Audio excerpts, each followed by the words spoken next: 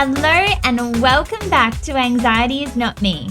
Anxiety Is Not Me is a sacred space where you will be guided to meet your innermost self for the first time. She will awaken, evolve, and rise to new depths of unpaved territory, accepting herself wholly. I am your host, Madison Schrader, and today I am joined by Dijana from Aspect Astrology. I'm Dijana from Aspect Astrology. I'm now a professional astrologer. I've been studying astrology for over 25 years. And in my earlier days, I was doing chart readings and teaching. And then children, I put a stop to that. And now I am doing astrology again full time. Thank you so much for being here today with us, Dijana, to help us understand how getting to know how the archetypal energies at play in your life can genuinely be a life-changing experience. So when I got my first professional astrological reading with you, you mentioned that it can help me discover the path to my soul purpose and to understand why I behave and react in the ways that I do, whether conscious or not. It can highlight your strengths and demonstrate how you can transform perceived weaknesses to work for you rather than against you. You can discover why you attract certain energies and events into your life and how to best work with this knowledge. I guess to start off with, Dijana, what exactly is it that you do for someone who has never tapped into astrology before and never had a reading before? So as an astrologer and a practicing astrologer, I really focus on what I call evolutionary astrology, which it really is more looking at the absolute best potential of how your life can play out. There might be some challenging aspects, and there always are to every single chart. And the idea when you're getting your chart done is to become conscious of those and work with them. So that's what I kind of really cover when I'm doing chart readings. And I do quite a few different kinds. I can always start with the natal chart, which is your birth chart. So really understanding those archetypal principles that play within you, how they manifest. And again, one chart reading only just taps on the surface, right? You can probably really to delve into your natal chart deeply, it might take 3 chart sessions to really understand it. But these days you can get your chart done and then go off and read a lot more yourself afterwards as well. And then I also do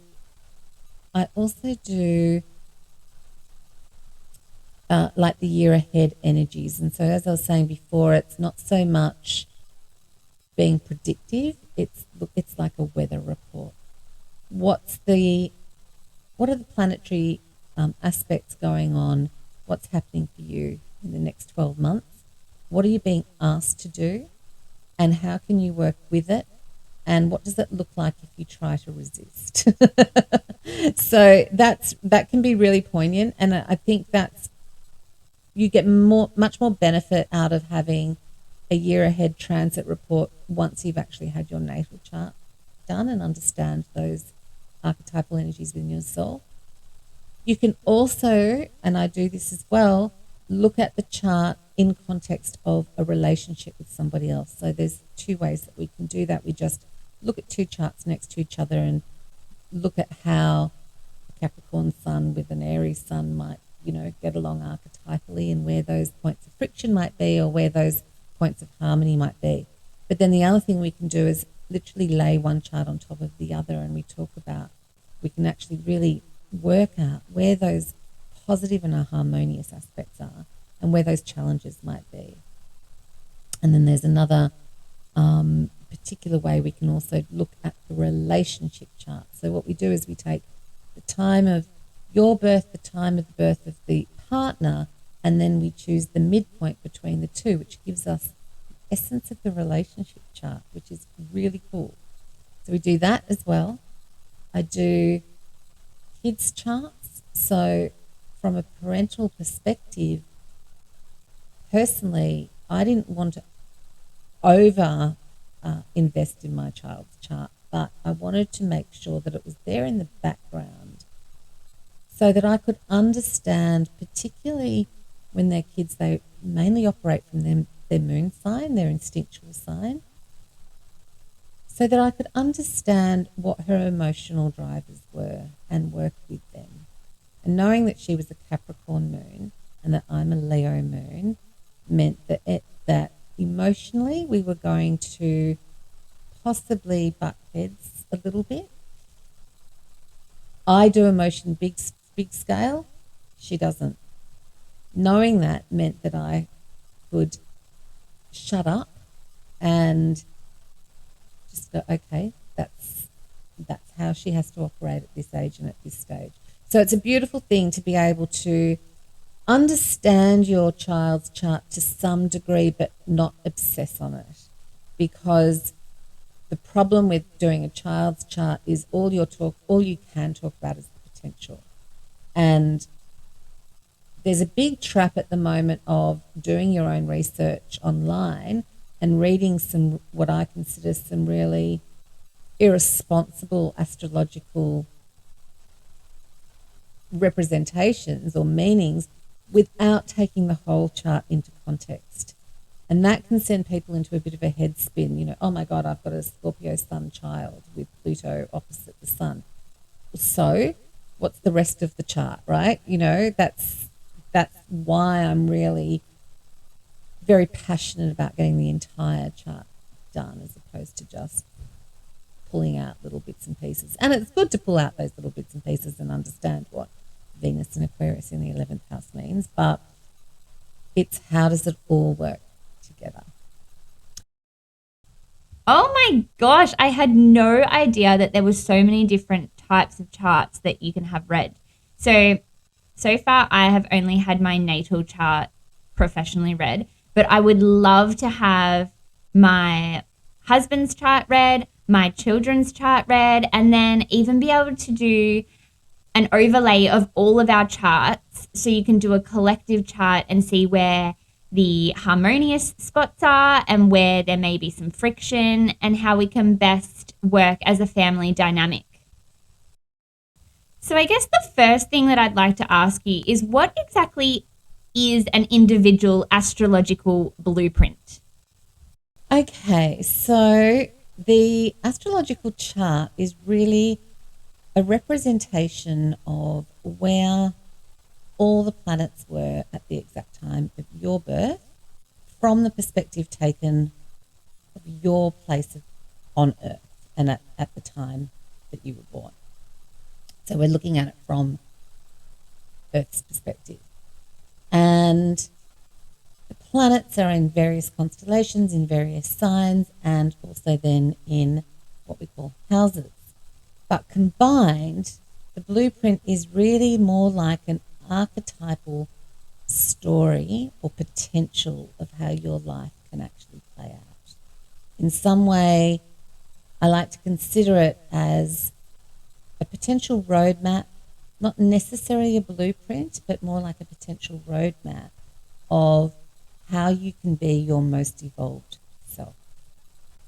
It just makes me so excited talking about all of these things. It's just so fascinating to be able to understand yourself better. So I know that a lot of people focus purely on their sun sign, or even a lot of people only know about their sun sign. Why is this? Well, many years, I suppose in the 70s, there was a popularization of sun sign astrology. And that really was just because it was the easiest. The sun traverses through each constellation each month, or as we know, from like the 21st of April, as we move into the beginning of the astrological year, is Aries time. The sun is in Aries.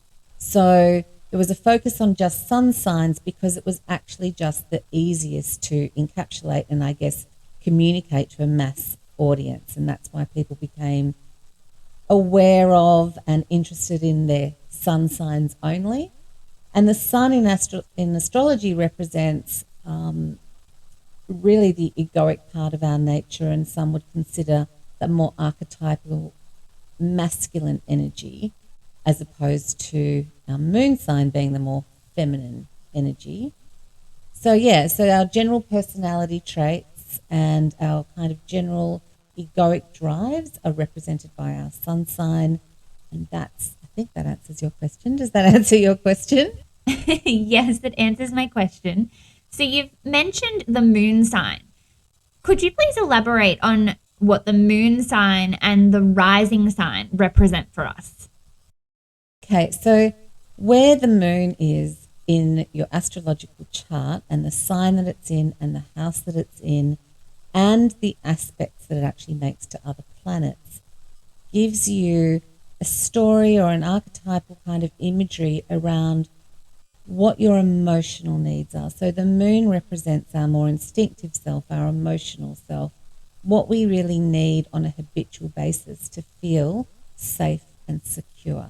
And like the moon, it is very much a feminine energy. It's receptive, and as we all know, the moon rules water and the tides, and our menstrual cycles are, predicated around the moon cycles as well. So, yeah, this is that really lovely emotional changing, ebbing and flowing energy, which is our moon sign, our instinctual reactions. We're actually going to be doing an episode later on in the season dedicated purely to the moon and how syncing up with the moon and the moon cycles and your menstruation cycle can actually benefit your life. So that'll be really interesting as well. But we'll leave the moon for now. Are you able to explain the rising sign? So the rising sign is the constellation that was actually rising in the east at the time that you were born. And the rising sign takes on various different meanings depending on who or what astrologer you're talking to.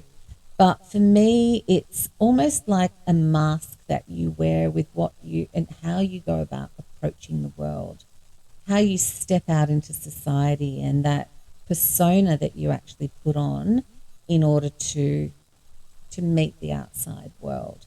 So often your rising sign is what people might actually notice or see of you first, because in our most sort of social situations, that is the sign that actually comes up.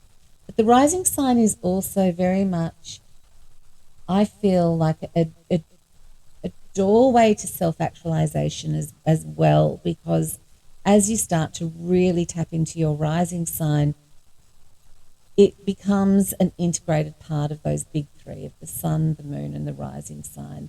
And understanding how you might actually respond and react and behave on an instinctual kind of mask type level does allow you to become far more self-aware. For someone who may be new to discovering their natal chart, are there particular areas that are best focused on first?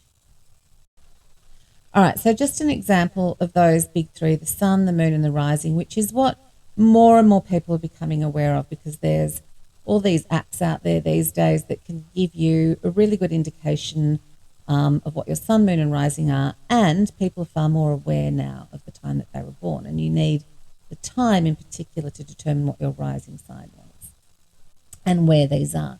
So when we're looking at your chart, Madison, we've got the sun in the sign of Capricorn, and it's in the ninth house, and I'll get to that. And then we've got the moon in the sign of Pisces, which is in the 12th house, and we'll get to that.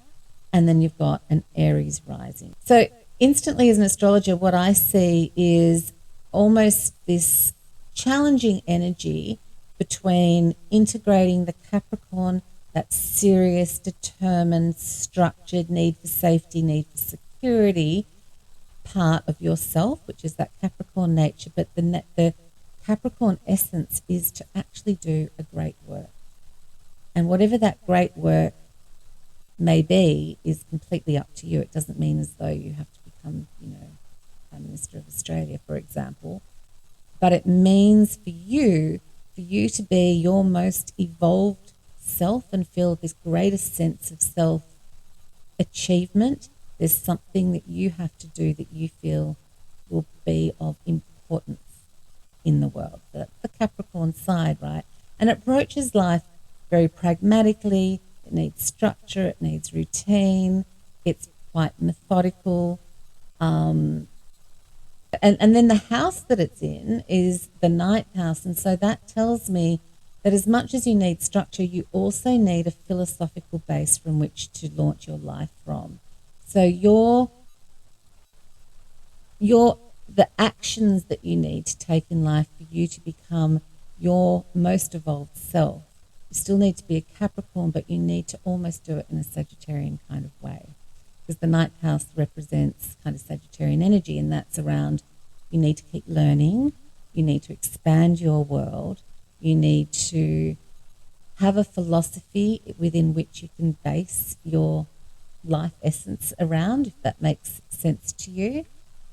And education, learning, teaching, traveling, and expanding your awareness of the world is really important to your sense of self. So the sun being your sense of self, its flavor is Capricorn, its action is in the ninth house. Does that make sense to you? Yeah. Yes, it makes sense. It's making my whole life make sense.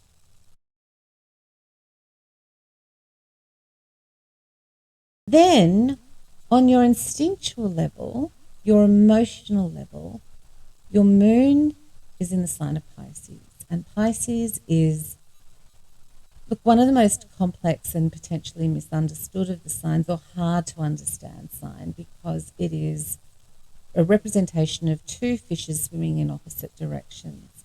And to me, the Pisces fish swimming in opposite directions is that contradiction between living in the non-material world and living in the material world and trying to integrate the both. And Pisces is very much about evolving towards a higher consciousness, needing deep spiritual meaning, being highly intuitive and sensitive, and being emotionally incredibly perceptive. And so when you compare just the sun and the moon, Capricorn needs the structure, and Capricorn likes to feel safe, and being emotional doesn't necessarily feel safe. But the Pisces particularly needs to feel emotional and emote. And the two of them together can be in contrast and contradiction to one another. So the way forward is to recognize, okay, I need structure, I need discipline, I need all that strong Capricorn thing. There is something I need to do in the world, but I also must let myself expand my consciousness and also tap into my spiritual self in order for me to feel Capricorn secure. So when you read my chart, Aries is my rising sign, but you said that it's almost more a Cancer rising. Could you explain why that is? With your rising sign, it's in the sign of Aries. And what you do in astrology is I look to the ruler of that particular sign. And the ruler of Aries is Mars.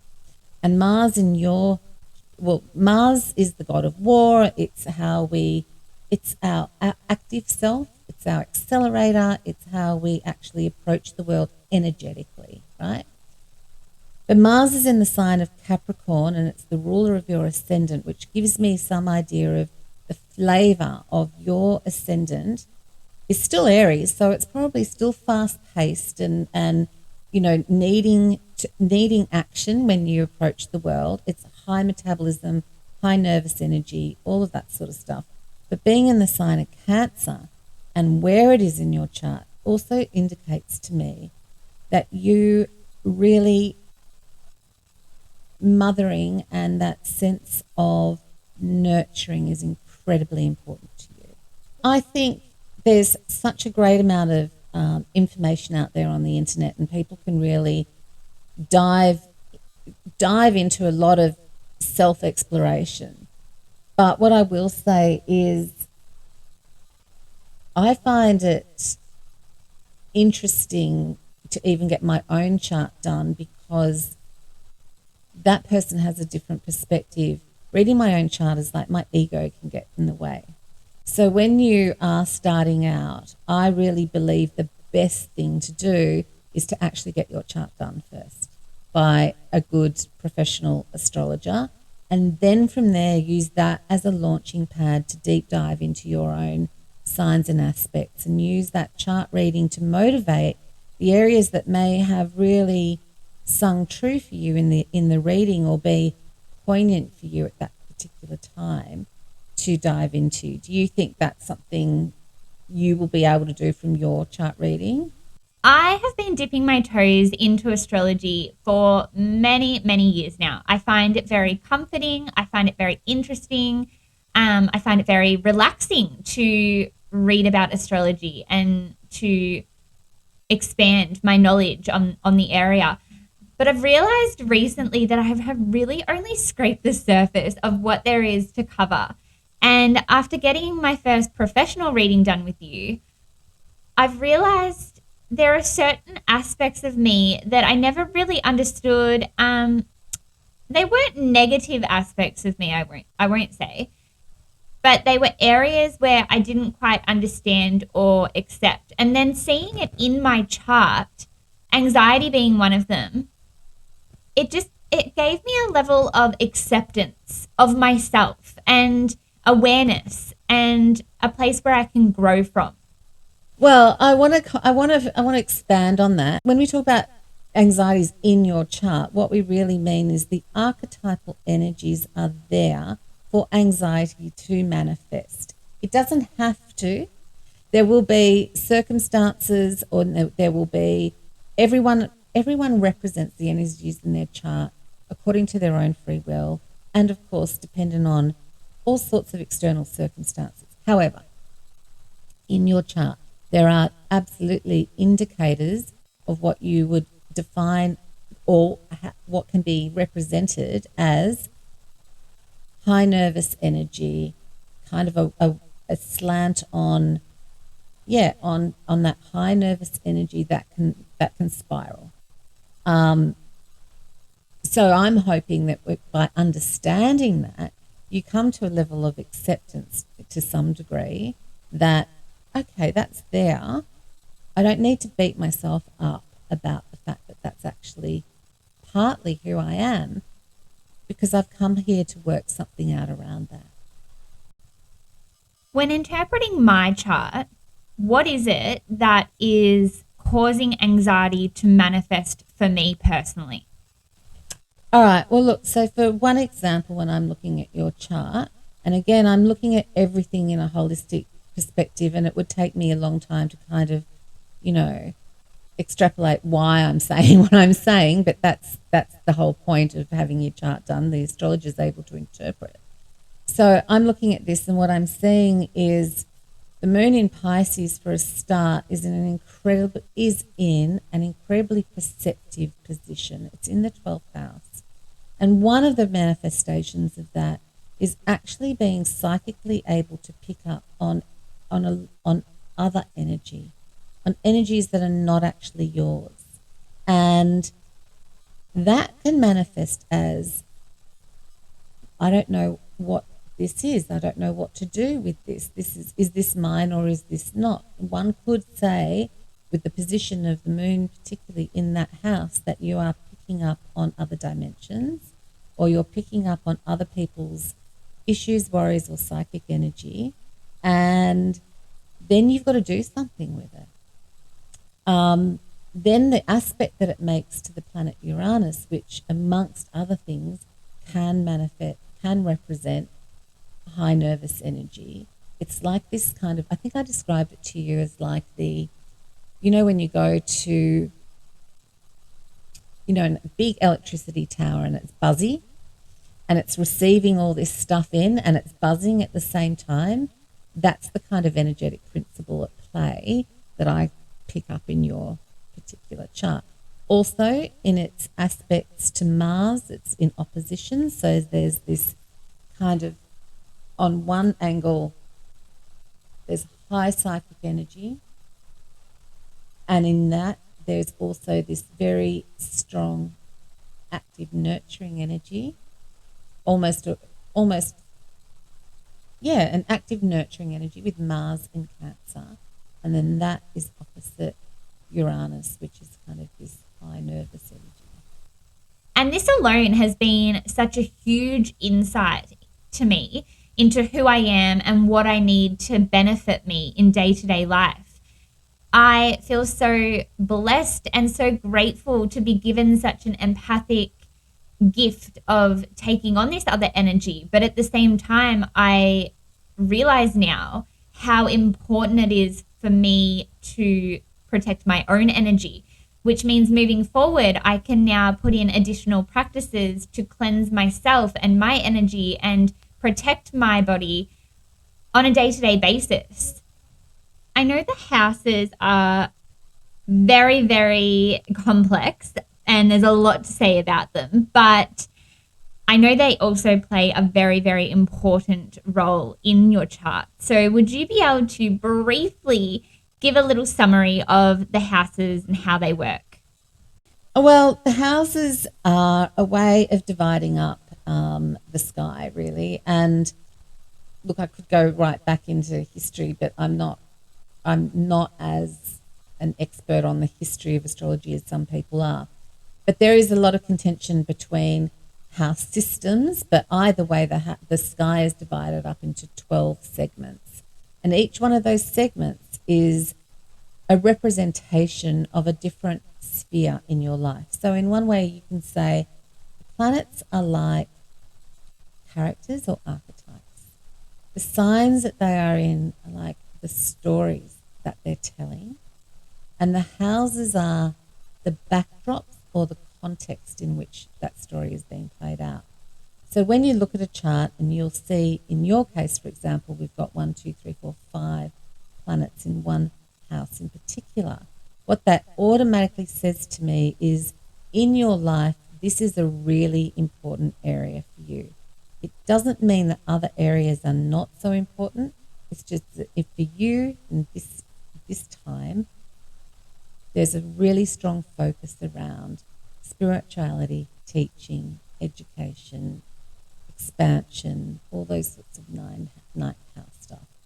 So the first house represents your sense of self and your sense of egoic identity, and you can almost think of it as the evolution of a human cycle, right? So that first house is that baby, but it's that part of where we're self-aware. It's about the self and self-expression. The next one, the second house, is about myself and the material and the tactile world around me and how I value myself. So it's associated often with material realities like money and resources.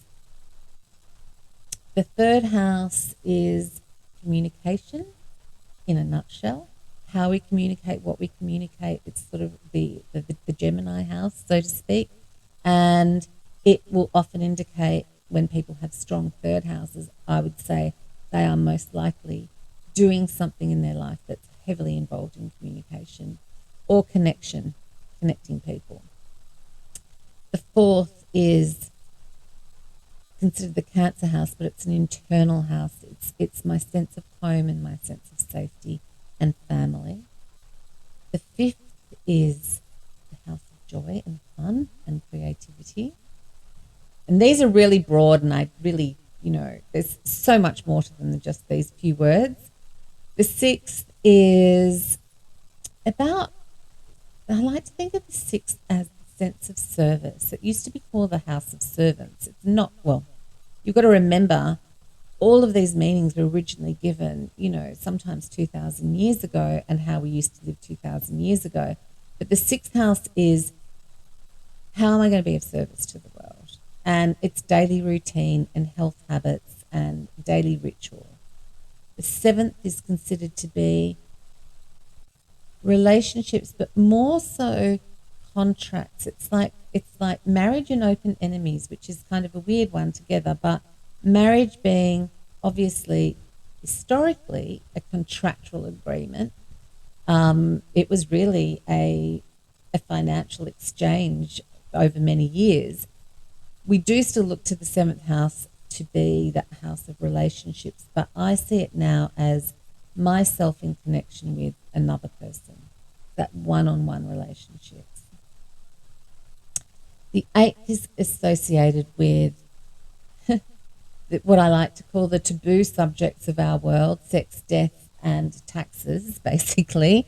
It is those parts of the human nature and the human archetypal story, which is all derived around those things that we might not like to talk about in public.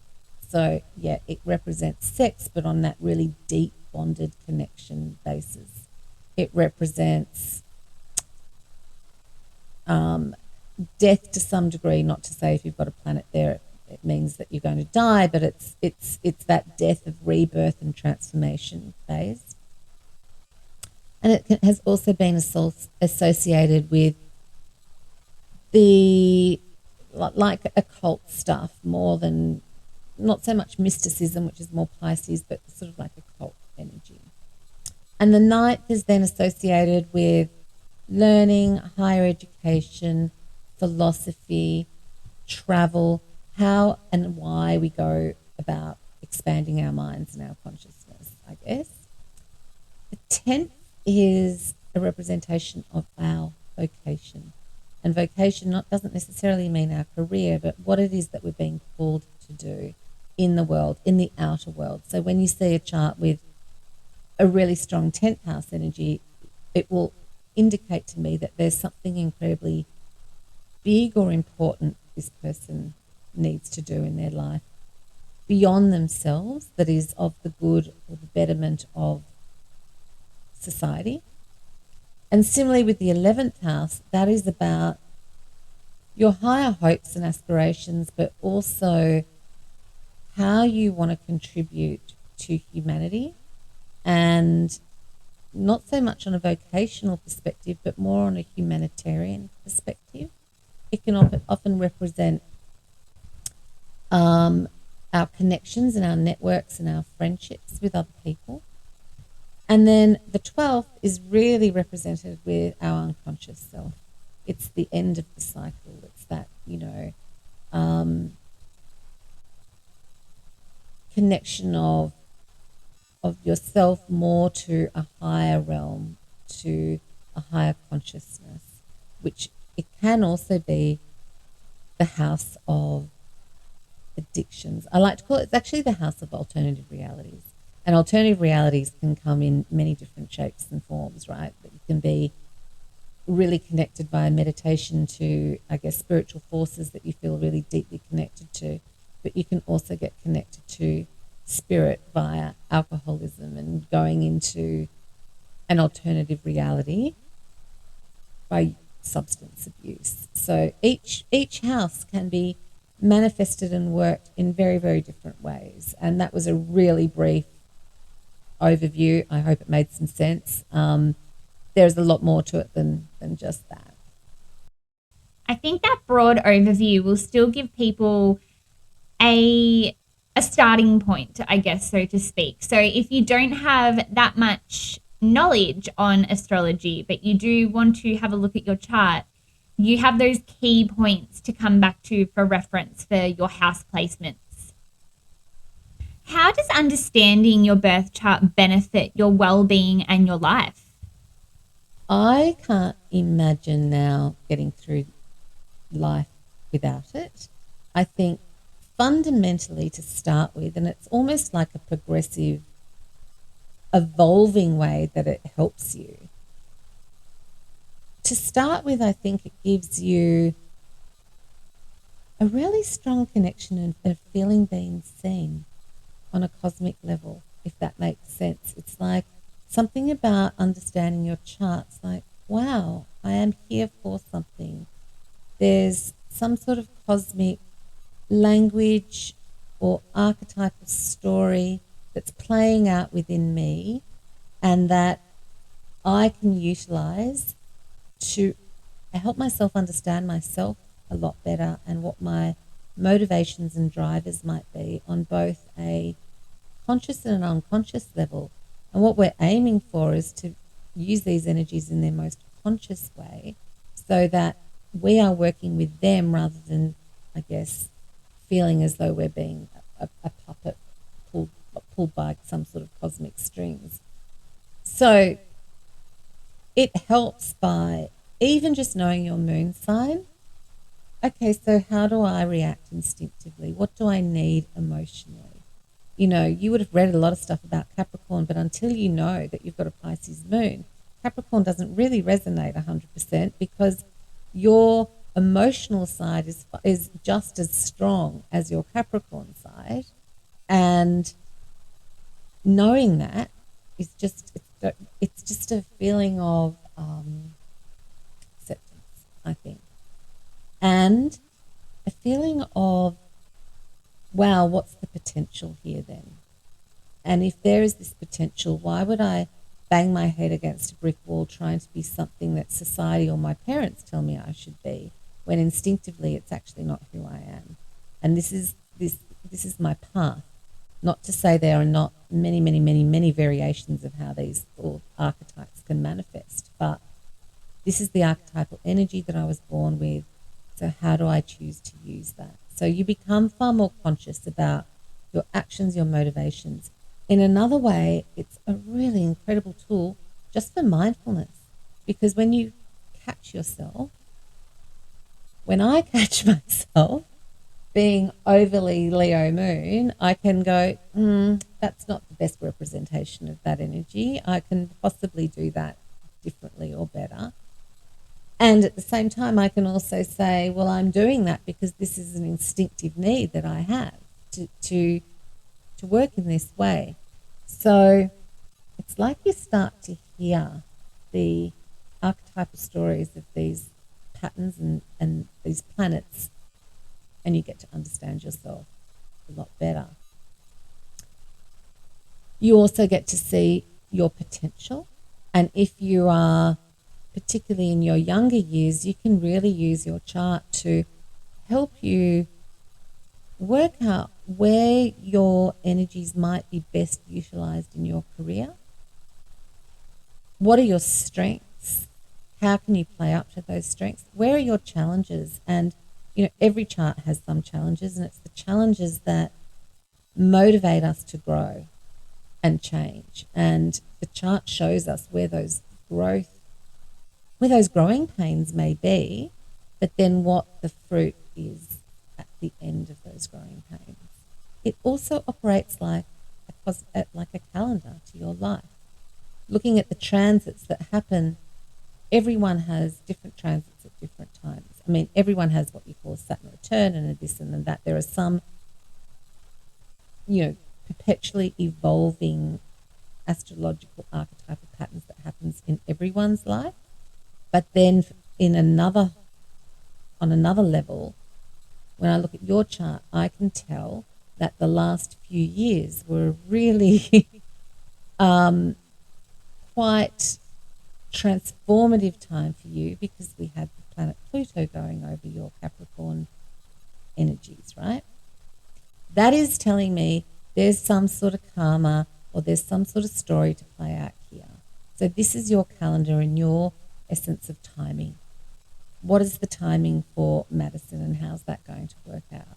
And when you understand that, you're also far more accepting when you fall over in a dance floor and break your arm, because the archetypal energies at play were 100% for that. I just hadn't realised till afterwards. So timing-wise, for example, you've just gone through a Saturn return, and not everyone, but lots of people are becoming far more aware of what this Saturn return thing means. It's another timing principle. Saturn, as it traverses around our astrological chart, it takes 28, 29 years to do a full cycle. And every 7 years it makes an aspect to itself, so either a square or an opposition. So that is that whole theory of 7, 14, 21, 28, right? Those 7-year cycles that you will have heard about just even in popular psychology, right? So when Saturn returns back to the place that it was, which it does at the age of like 28, 29, and then again around 57, 58, it's a really pivotal timing pinpoint of maturation process.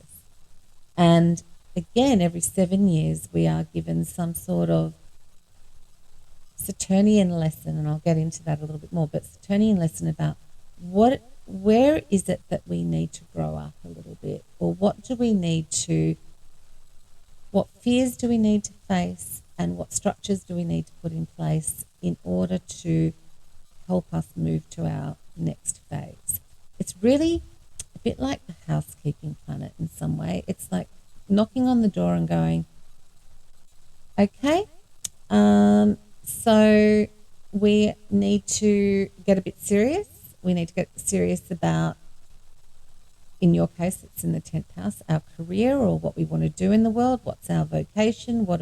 Who are we going to be in the world?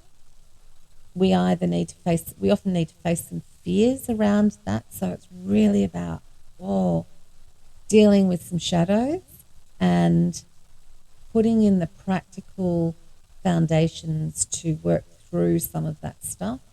In a lot of ways, the Saturn return is about emotionally releasing ourselves from our parental binds and moving forward far more independently.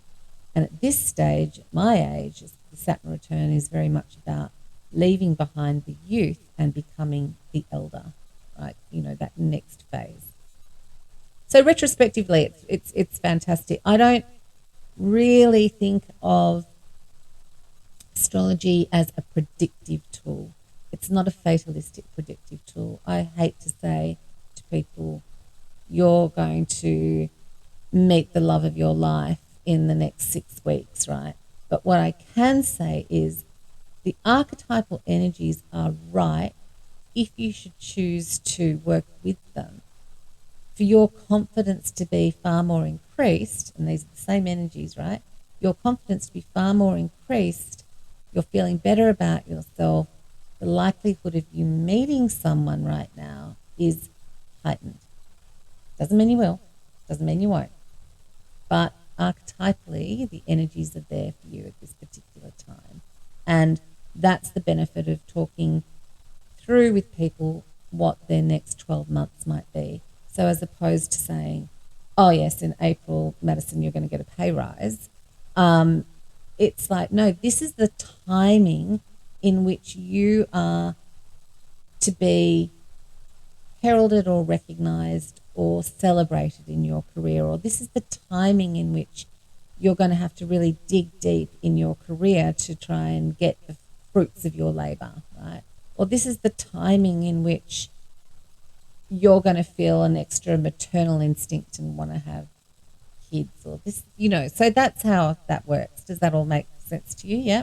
Yes, definitely all makes sense. And I think you've given everyone such a lot to ponder. And I'm sure everyone is feeling so intrigued by everything you have said today. So thank you so much, Dijana, for your extensive array of knowledge in astrology and how we can better get to know ourselves through our natal chart.